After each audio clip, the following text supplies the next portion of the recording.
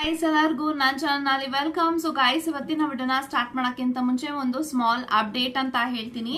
ಯಾರೆಲ್ಲ personal ರೀಡಿಂಗ್ಗೋಸ್ಕರ contact ಮಾಡಬೇಕು ಅಂತ ಅನ್ಕೊಂಡಿದ್ದೀರಾ, just ₹222 personal reading consultation charges ನ ಇಟ್ಟಿದ್ದೀವಿ. ಈ ಒಂದು ₹222 ನೀವು ಪೇ ಮಾಡಿದ್ರೆ job, career, relationship, marriage, support association, ex person ಬಗ್ಗೆ ಮುಂದೆ ನಿಮ್ಮ ಲೈಫಲ್ಲಿ ಏನಾಗುತ್ತೆ ಪ್ರತಿಯೊಂದಕ್ಕೂ ಕ್ಲಾರಿಟಿ ಬೇಕು, ಗೈಡೆನ್ಸ್ ಬೇಕು ಅಂತ ಅಂದ್ರೆ ಈ ಒಂದು ₹222 ನೀವು ಪೇ ಮಾಡಿ ಎಷ್ಟು ಕ್ವಶನ್ಸ್ ಆದ್ರೂ ಕೇಳ್ಬೋದು, ಎಷ್ಟೊತ್ತಾದ್ರೂ ಮಾತಾಡ್ಬೋದು. ಥ್ರೂ ಫೋನ್ ಕಾಲೇ ನಿಮ್ಗೆ ರೀಡಿಂಗ್ ಸಿಗುತ್ತೆ. ಅಂಡ್ ಈ ಒಂದು ₹222 ನೀವು ಪೇ ಮಾಡಿದ್ರೆ ಒಂದು ಕ್ರಿಸ್ಟಲ್ ಬ್ರೇಸ್ಲೆಟ್ ಫ್ರೀ ಇರುತ್ತೆ. ಓಕೆ, ಸೊ ನಿಮ್ಮ ರೀಡಿಂಗ್ ಅಲ್ಲಿ ನಾನು ನೋಡಿ ಯಾವ್ದು ಪಾಸಿಟಿವ್ ಆಗಿ ಬರುತ್ತೆ ಅಂತ ಅನಲೈಸ್ ಮಾಡಿ ನಿಮ್ಮ ಒಂದು ಡೇಟ್ ಆಫ್ ಬರ್ತ್, ನಿಮ್ಮ ನೇಮ್ ಪ್ರಕಾರ ಯಾವ ಕ್ರಿಸ್ಟಲ್ಸ್ ಕೊಟ್ರೆ ನಿಮ್ಮ ಲೈಫ್ ಚೆನ್ನಾಗಿರುತ್ತೆ ಅಂತೆಲ್ಲ ಕಸ್ಟಮೈಸೇಷನ್ ಕ್ರಿಸ್ಟಲ್ ಬ್ರೇಸ್ಲೆಟ್ ನಿಮಗೆ ಫ್ರೀ ಸಿಗ್ತಾ ಇದೆ. ಇಂಟ್ರೆಸ್ಟ್ ಇದ್ದವರು ಆದಷ್ಟು ಬೇಗ ಬುಕ್ ನ ಮಾಡ್ಕೊಳ್ಳಿ. ಸೊ ಇನ್ನ just 50 pieces of bracelets free ಇರುತ್ತೆ. ಸೊ 50 ಬ್ರೇಸ್ಲೆಟ್ಸ್ ಅಲ್ಲಿ ಯಾವ್ದಾದ್ರು ನಿಮ್ 50 ಜನಕ್ಕೆ ರೀಡಿಂಗ್ ನೀವು ಪಡ್ಕೊಂತೀರಾ ಅಂದ್ರೆ ಎಲ್ಲಾ ಫಸ್ಟ್ 50 ಮೆಂಬರ್ಸ್ಗೆ ಬ್ರೇಸ್ಲೆಟ್ ಸ್ಟಾಕ್ ಆಗಿರುತ್ತೆ. ಸೊ ನಿಮಗೆ ಆ ಬ್ರೇಸ್ಲೆಟ್ಸ್ ಬೇಕು ಅಂದ್ರೆ definitely you can book your appointment. Reading ತಗೊಂಡ್ರೆ ನಿಮ್ಗೆ ಬ್ರೇಸ್ಲೆಟ್ಸ್ ಫ್ರೀ ಇರುತ್ತೆ. ಓಕೆ, ಸೊ ಪೇಮೆಂಟ್ ಮಾಡ್ಬಿಟ್ಟು ಮ್ಯಾಮ್ ನಮ್ಗೆ ರೀಡಿಂಗ್ ಬೇಡ ಬ್ರೇಸ್ಲೆಟ್ ಕೊಡಿ ಅಂದ್ರೆ ಆಗಲ್ಲ. ರೀಡಿಂಗ್ ತಗೊಂಡು ಬ್ರೇಸ್ಲೆಟ್ಸ್ ತಗೋಬೇಕು, ಈ ರೀತಿ ಅಂತ ಹೇಳ್ತೀನಿ. ತುಂಬಾ ಜನ ನಿನ್ನೆ ಮೊನ್ನೆ ಕಾಲ್ ಮಾಡಿದ್ರಿ, ಸೊ ಮ್ಯಾಮ್ ನಮ್ಗೆ ಬ್ರೇಸ್ಲೆಟ್ ಬೇಕು, ಬರೀ ರೀಡಿಂಗ್ಸ್ ಬೇಡ ನಮ್ಗೆ ಅಂತ. ಹಂಗಲ್ಲ ಕೊಡಕ್ಕಾಗಲ್ಲ.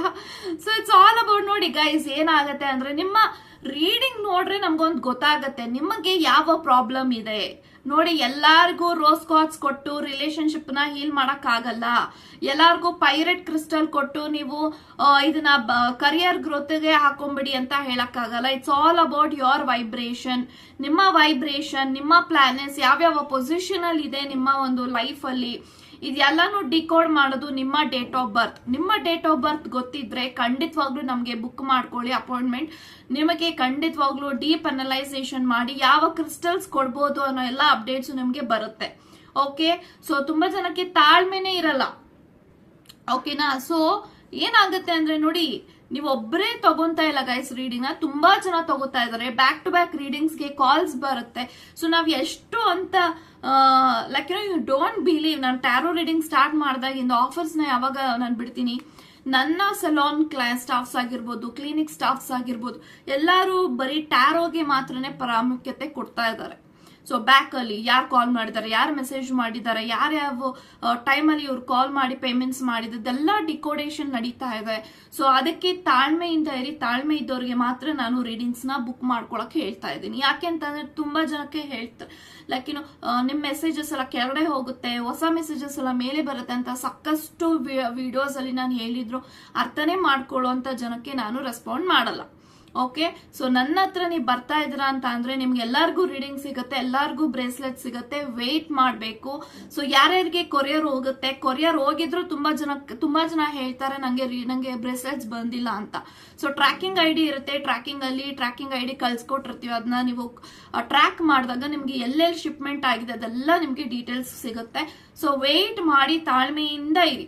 So this is what I am going to tell you. Okay, so ಈ ₹222 ಅಲ್ಲಿ, ₹333 ಅಲ್ಲಿ ನಾನು ಏನು ನಿಮ್ ದುಡ್ಡನ್ನ ತಗೊಂಡೋಗಿ ನನ್ನ ಮನೇನೂ ಕಟ್ಟಲ್ಲ, ಏನು ಕಟ್ಟಲ್ಲ. ಆಯ್ತಾ? ಸುಮ್ಮನೆ ಅನ್ನೆಸೆಸರಿ ಆಗಿ ಮ್ಯಾಮ್ ನಂಗೆ ರೀಡಿಂಗ್ ಸಿಕ್ಕಿಲ್ಲ ಅಂತ ಹೇಳೋದು, ರಿಫಂಡ್ ಮಾಡಿ ಅಂತ ಹೇಳೋದು, ನೀವು ದುಡ್ಡು ಮೋಸ ಮಾಡ್ತೀರಾ, ಚೀಟಿಂಗ್ ಮಾಡ್ತೀರಾ ಅಂತೆಲ್ಲ ಹೇಳೋದು. ಓ ಮೈ ಗಾಡ್. ಸೊ ಈ ತರ ಮೆಸೇಜಸ್, ಕಾಮೆಂಟ್ಸ್ಗೆ ನಾನು ರಿಪ್ಲೈ ಮಾಡಲ್ಲ.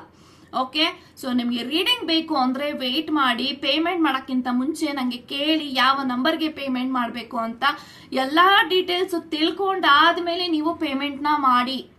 ಓಕೆ, ಯಾಕೆ ಹೇಳ್ತಾ ಇದ್ದೀನಿ ಅಂತ ನನಗೆ ಅಷ್ಟು ಎಕ್ಸ್ಪೀರಿಯನ್ಸ್ ಆಗ್ತಿದೆ ಇತ್ತೀಚೆಗೆ. ಹೇಳ್ದೆ ಕೇಳ್ದೆ ರೆಗ್ಯುಲರ್ ಕ್ಲೈಂಟ್ಸ್ ಆಗಿರ್ಲಿ, ಪೇಮೆಂಟ್ ಮಾಡ್ಬಿಡ್ತೀರಾ, ಪೇಮೆಂಟ್ ಮಾಡೋದು ಸ್ಕ್ರೀನ್ ಶಾಟ್ ಕೆಲವೊಬ್ರು ಹಾಕಲ್ಲ, ಹೇಳ್ತೀರಾ ಆಮೇಲೆ ನಂಗೆ ರೀಡಿಂಗ್ ಕೊಟ್ಟಿಲ್ಲ ಇವರು ಅಂತ. ಆಮೇಲೆ ಬ್ರೇಸ್ಲೆಟ್ಸ್ ನ ಕೊಟ್ಟು ಕಳಿಸ್ತೀವಿ, ಕರೆಕ್ಟ್ ಪಿನ್ ಕೋಡ್ ಇರಲ್ಲ. ಅಲ್ಲಿ ಹೋದಾಗ ನಮ್ಗೆ ಹೇಳ್ತಾರೆ ಪಿನ್ ಕೋಡೇ ಕರೆಕ್ಟ್ ಆಗಿಲ್ಲ ಇವ್ರದ್ದು, ರೀಚ್ ಆಗಲ್ಲ ಅಂತ. ಮತ್ತೆ ನಮ್ಗೆ ಕೇಳಿದಾಗ ನಂಗೆ ಅಮೌಂಟ್ ರಿಫಂಡ್ ಮಾಡಿ. ಒಂದು ಸತಿ ಅಮೌಂಟ್ ನ ನೀವು ಕಟ್ಟಿದ್ದೀರಾ ಅಂದ್ರೆ ಯಾವ್ದೇ ಕಾರಣಕ್ಕೂ ರಿಫಂಡ್ ಇರೋಲ್ಲ.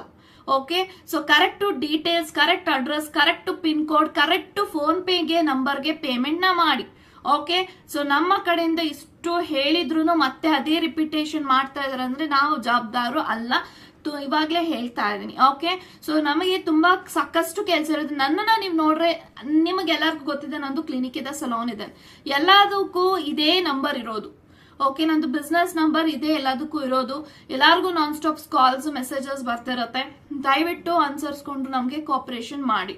ಓಕೆ, ಸೊ ನೆಕ್ಸ್ಟ್ ಇಷ್ಟು ಡೀಟೇಲ್ ಆಗಿ ಹೇಳಿದೀನಿ ಅಂತ ಅಂದ್ರೆ ಮೇಕ್ ಶೋರ್ ನೀವು ತಪ್ಪು ಮಾಡಲ್ಲ, ಮತ್ತೆ ತಪ್ಪು ನಿಮ್ದು ಇಟ್ಕೊಂಡು ನಮ್ಮನ್ನ ಬ್ಲೇಮ್ಸ್ ಮಾಡೋದು ನಿಲ್ಸಿ. ಓಕೆ, ಸೊ ಇದಿಷ್ಟು ಮಟ್ಟಿಗೆ ನಿಮ್ದು ಡೀಟೇಲ್ಸ್ ಇರುತ್ತೆ ಗೈಸ್, ಪ್ಲೀಸ್ ಫಾಲೋ ಮಾಡಿ. ಓಕೆನಾ? ಸೊ ನೆಕ್ಸ್ಟ್ ಈ ಒಂದು ವಿಡಿಯೋ ಏಂಜಲ್ಸ್ ಗೈಡೆನ್ಸ್ ಬಗ್ಗೆ ಇರುತ್ತೆ.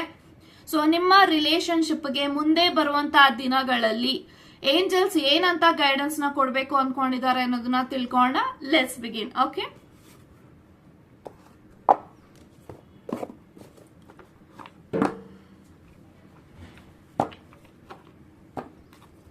ಓಕೆನಾ? ಸೊ ಗೈಡೆನ್ಸ್ ನೋಡೋಣ. ನಿಮ್ಮ ರಿಲೇಶನ್ಶಿಪ್ಗೆ ಮುಂದೆ ಬರುವಂತಹ ದಿನಗಳಲ್ಲಿ ಏಂಜಲ್ಸ್ ಏನ್ ಗೈಡೆನ್ಸ್ ನ ಕೊಡ್ಬೇಕು ಅನ್ಕೊಂಡಿದ್ದಾರೆ ಅಂತ. ಓಕೆ, ಪೀಸ್ಫುಲ್ ರೆಸಲ್ಯೂಷನ್ ಅಂತ ಬರ್ತಾ ಇದೆ. Okay, and oh my god, take action. One more, ಇನ್ನು 2 ಕಾರ್ಡ್ ತಗೋಣ. ಫರ್ಗಿವ್ನೆಸ್. ಓಕೆ,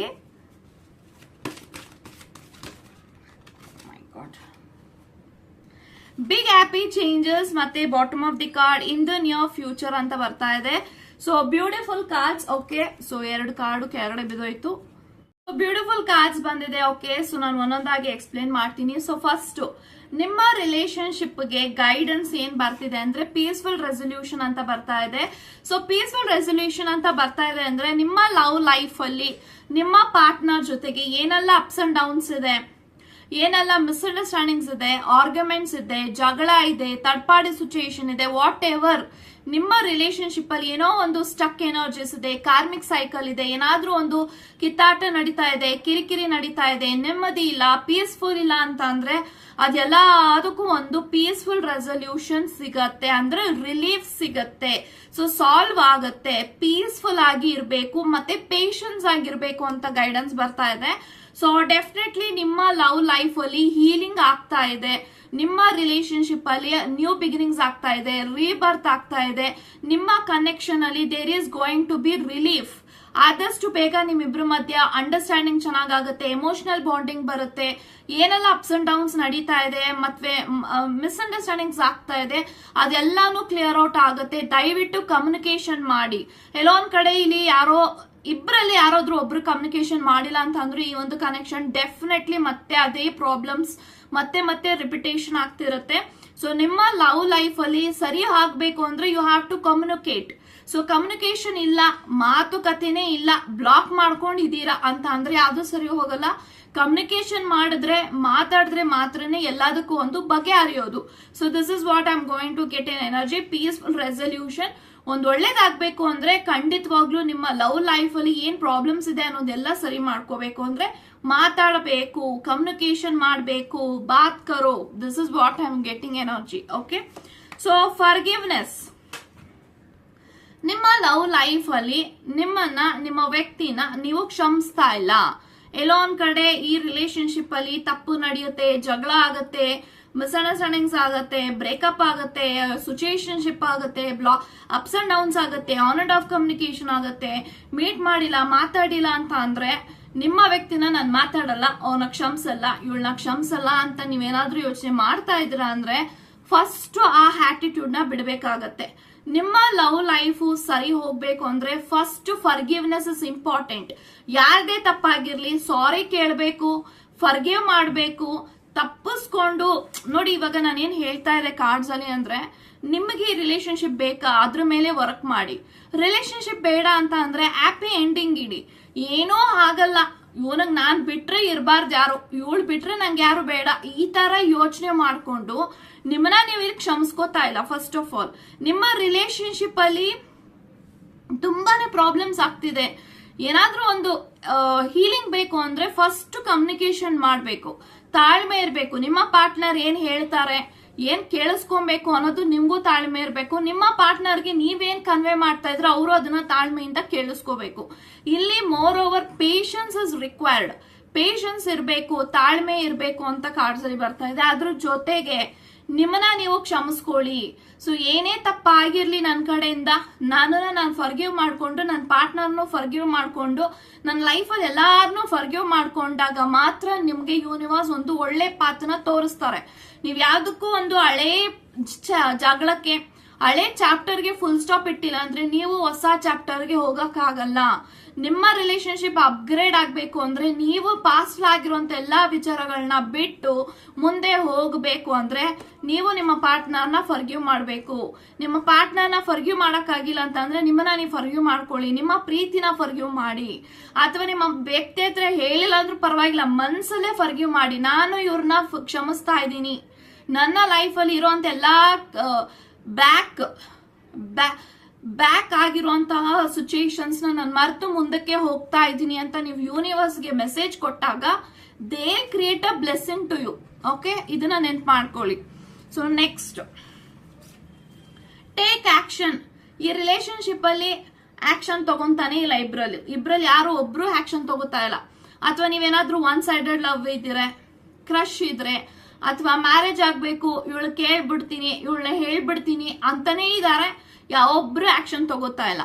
ಆಕ್ಷನ್ ತಗೋಬೇಕು ಅಂತಿದ್ರೆ guys, you have to take it. Action ಅಂದ್ರೆ ಏನು? ಹೋಗಿ ಪ್ರಪೋಸ್ ಮಾಡಿ ಅಂತಾನೂ ಅಲ್ಲ, ಹೋಗಿ ಬ್ಲಾಕ್ ಮಾಡೋರನ್ನ ಅನ್ಬ್ಲಾಕ್ ಮಾಡಿ ಅಂತಾನೂ ಅಲ್ಲ. ಮಾತಾಡೋದ್ರಲ್ಲಿ ಯೋಚನೆ ಮಾಡ್ತಾ ಇರೋದನ್ನ, ಆ ಥಾಟ್ಸ್ ನ ಕನ್ವರ್ಟ್ ಮಾಡ್ಬೇಕು ನೀವು. ಲೈಕ್ ಫಾರ್ ಎಕ್ಸಾಂಪಲ್, ನೀವು ಇವಾಗ ಅನ್ಕೋತಾ ಇದಾರ ನಾನು ಈ ವರ್ಷ ಮದ್ವೆ ಆಗ್ಬೇಕು ಅಂತ ಅನ್ಕೋತೀರಾ ಅನ್ಕೊಳ್ಳಿ. ನೀವು ಹುಡುಗಿ ಇದ್ರೆ ಅವ್ರ ಜೊತೆಗೆ ಹೋಗಿ ನಾವಿಬ್ರು ಈ ವರ್ಷ ಮದ್ವೆ ಆಗೋಣ ಅಂತ ಆದ್ರೂ ಹೇಳ್ಬೇಕು, ಅಥವಾ ನಿಮ್ ಮನೆಯವ್ರಿಗಾದ್ರೂ ಒಪ್ಪಿಸ್ಬೇಕು. ನಾನ್ ಮನೆಯಲ್ಲಿ ಇರ್ತೀನಿ, ನನ್ ಮದ್ವೆ ಆಗೋಂತ ಹುಡುಗಿ ಎಲ್ಲೋ ಇದಾರೆ, ಅವ್ರ ಹಂಗೆ ನನ್ನ ಲೈಫಲ್ಲಿ ಬರ್ಬೇಕು ಅಂದ್ರೆ that is not gonna happen. ನಿಮ್ಗೆ ಯಾರಾದ್ರೂ ಒಬ್ರು ಇಷ್ಟ ಆಗಿದ್ದಾರೆ ಅಂದ್ರೆ ಹೋಗಿ ನಿಮ್ಮ ಮೆಸೇಜಸ್ ನ ಹೇಳಿ. ನೀವೇನೋ ಹೇಳ್ತೀರಾ ಅಂದ್ರೆ ಅವ್ರಿಗೆ ಹೆಂಗ್ ಗೊತ್ತಾಗತ್ತೆ ಇವ್ರಿಗೆ ನನ್ ಮೇಲೆ ಫೀಲಿಂಗ್ ಇದೆ, ಇವ್ರಿಗೆ ನನ್ ಮೇಲೆ ಮದ್ವೆ ಆಗ್ಬೇಕು ಅಂತ ಇಂಟೆನ್ಷನ್ ಇದೆ ಅಂತ ಅವ್ರಿಗೆ ಹೆಂಗ್ ಗೊತ್ತಾಗುತ್ತೆ? ಇಲ್ಲ ಅದೇ ಮಾಡ್ತಿರೋದು, ಆಕ್ಷನ್ ತಗೋತಾ ಇಲ್ಲ, ಯೋಚನೆ ಮಾಡ್ತಾ ಇದ್ದೀರಾ. ನೀವಿನ್ನೂ ಯೋಚನೆ ಮಾಡ್ತಾನೇ ಇದ್ದೀರಾ, ನಾವಿನ್ನು ಲೈಕ್ ವೇಟ್ ಮಾಡ್ಬೇಕಾ, ಅಥವಾ ಒಳ್ಳೆ ಟೈಮ್ ಯಾವ್ದು ಬರಲ್ಲ. You have to create a good time. Okay, this is what I am getting energy. So in the next future ಅಂತ ಹೇಳ್ತಾ ಇದೆ. ಸೊ ಮುಂದೆ ಬರುವಂತ ಫ್ಯೂಚರ್ ಅಲ್ಲಿ ಡೆಫಿನೆಟ್ ಆಗಿ ಹೇಳ್ಬೇಕು ಅಂದ್ರೆ ನಿಮ್ಮ love life is going to be amazing ಅಂತ ನಾನು ಹೇಳ್ತೀನಿ. ಅಂದ್ರೆ ಯಾರೆಲ್ಲ ಮ್ಯಾರೇಜ್ಗೆ ಪ್ಲಾನ್ ಮಾಡ್ತಾ ಇದ್ರೆ ಡೆಫಿನೆಟ್ಲಿ ಮ್ಯಾರೇಜ್ ಆಗುತ್ತೆ, ಆದಷ್ಟು ಬೇಗ ಮ್ಯಾರೇಜ್ ಅಂತ ನಂಗೆ ಕಾಣಿಸ್ತಾ ಇದೆ. So in the near future ನೀವಿಬ್ರು ಹಸ್ಬೆಂಡ್ ವೈಫ್ ಆಗ್ತೀರಾ. ಡೆಫಿನೆಟ್ಲಿ ಒಂದು ವ್ಯಕ್ತಿ ನಿಮ್ಮನ್ನ ಅಕ್ಸೆಪ್ಟ್ ಮಾಡ್ತಾರೆ. There is a good blessings is coming head. And ಈ ಒಂದು ಕನೆಕ್ಷನ್ ಅಲ್ಲಿ there is a divine blessing and divine protection. ನಿಮ್ಮ ಲವ್ ಲೈಫ್ಗೆ ಪ್ರೊಟೆಕ್ಷನ್ ಇದೆ, ಡಿವೈನ್ ಗೈಡೆನ್ಸ್ ಇದೆ, ಡಿವೈನ್ ಟೈಮಿಂಗ್ ಇದೆ. ಎಲ್ಲಾನು ನಿಮ್ಮ ರಿಲೇಶನ್ಶಿಪ್ ಅಲ್ಲಿ ಹಂತವಾಗಿ ಆಗಿದೆ. ಡಿವೈನ್ ಟೈಮಿಂಗ್ ಅಲ್ಲಿ ನೀವಿಬ್ರು ಭೇಟಿ ಮಾಡಿದ್ರ, ಡಿವೈನ್ ಟೈಮಿಂಗ್ ಅಲ್ಲಿ ರಿಲೇಶನ್ಶಿಪ್ ಕಂಟಿನ್ಯೂ ಆಗಿದೆ, ಡಿವೈನ್ ಟೈಮಿಂಗ್ ಅಲ್ಲಿ ಅದು ಪಾಸ್ ಆಗಿದೆ, ಡಿವೈನ್ ಟೈಮಿಂಗ್ ಅಲ್ಲಿ ಅದು ನಿಮ್ಮ ಕನೆಕ್ಷನ್ ಅಲ್ಲಿ ಮತ್ತೆ ಒಂದಾಗಿದ್ರ. Everything is a divine timing. This person is your divine counterpart. Divine counterpart ಅಂತ ಅಂದ್ರೆ ನೋಡಿ, ಈ ಒಂದು ವ್ಯಕ್ತಿ ದೇವರ ಇಚ್ಛೆ ನಿಮ್ ಲೈಫ್ ಅಲ್ಲಿ ಬಂದಿರೋದು, ಅದಕ್ಕೆ ನಿಮ್ಮ ಲೈಫ್ ಅಲ್ಲಿ ಇದೆಲ್ಲಾನು ನಡೀತಾ ಇದೆ. ಬಟ್ ಡೆಫಿನೆಟ್ ಆಗಿ ಹೇಳ್ಬೇಕು ಅಂದ್ರೆ ನಿಮ್ಮ ಲವ್ ಲೈಫು ತುಂಬಾ ಚೆನ್ನಾಗಿದೆ, ತುಂಬಾ ಚೆನ್ನಾಗಿ ನೆರವೇರುತ್ತೆ, ತುಂಬಾ ಚೆನ್ನಾಗಿ ನಿಮ್ಮ ಕನೆಕ್ಷನ್ ಅಲ್ಲಿ ನಿಮ್ಮ ಪಾರ್ಟ್ನರ್ ನಿಮ್ಮನ್ನ ನೋಡ್ಕೋತಾರೆ.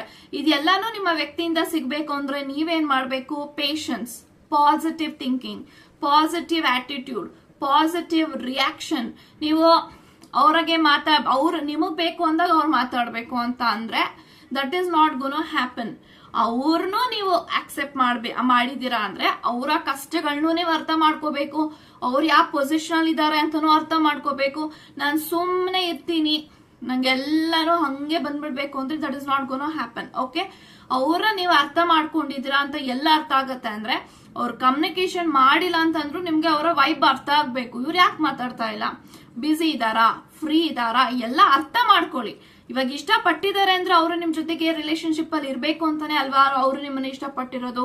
ಸೊ ಇದನ್ನ ನೀವು ಅರ್ಥ ಮಾಡ್ಕೊಂಡಿಲ್ಲ ಅಂತ ಅಂದ್ರೆ ಈ connection is not gonna work. Okay, ಇಬ್ರಲ್ಲೂ ತಾಳ್ಮೆ ಇರಬೇಕು. ನಿಮಗೂ ತಾಳ್ಮೆ ಇಲ್ಲ, ನಿಮ್ಮ ಪಾರ್ಟ್ನರ್ಗೂ ತಾಳ್ಮೆ ಇಲ್ಲ. ಸೊ ಒಬ್ರಿಗಾದ್ರೂ ತಾಳ್ಮೆ ಇದ್ರೆ ಈ ಕನೆಕ್ಷನ್ ಖಂಡಿತವಾಗ್ಲೂ ಚೆನ್ನಾಗ್ ಆಗತ್ತೆ ಅಂತ ಹೇಳ್ತಾ ಗಾಡ್ ಬ್ಲೆಸ್ ಯು ಗೈಸ್.